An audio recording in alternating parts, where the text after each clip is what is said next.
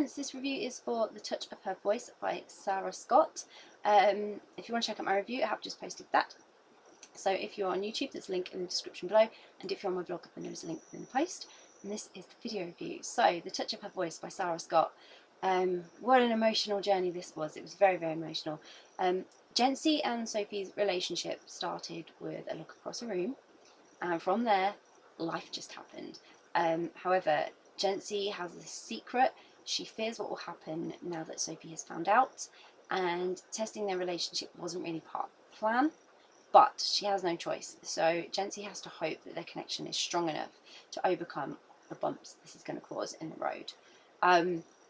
What I love most about this story, and it's just that it was life. It had a simplicity to a complicated situation, and Sara captured the story in such a way that it followed Jency and Sophie through life, just happening, just their life, you know, from meeting, through all those life events that happen from the moment you meet, all the way through, right the way, exploring every bit of their relationship that happened. And things kind of spiral, and before you know it, they're popping back up and they're threatening all you know, and whether that was intentional or not, and you think something's in the past. Sometimes it is, sometimes it isn't, and that you just don't know, and the unknown is what makes this story. So Jency had her reasons, and I completely understood why she hadn't wanted Sophie to know about all this, but their reactions when things started to happen and be revealed, they were completely what I expected. They had that initial drama, that fallout that should be there, and then that talking, and then, as is true to real life and real situations, they worked things out, or they talked about them, or they had a bit of time apart, or they had a fight, and then what happened next just occurred, and they just dealt with it. Whatever the choice was they made. It was great. It was so realistic in that respect that it was just, everything was so natural. There was no big Hollywood drama or fakeness. There was just genuine people that had made choices. The choices had consequences, and they had to live with them. It was fabulous. They were both guilty of not sharing their feelings or being fearful of judgment and overreaction.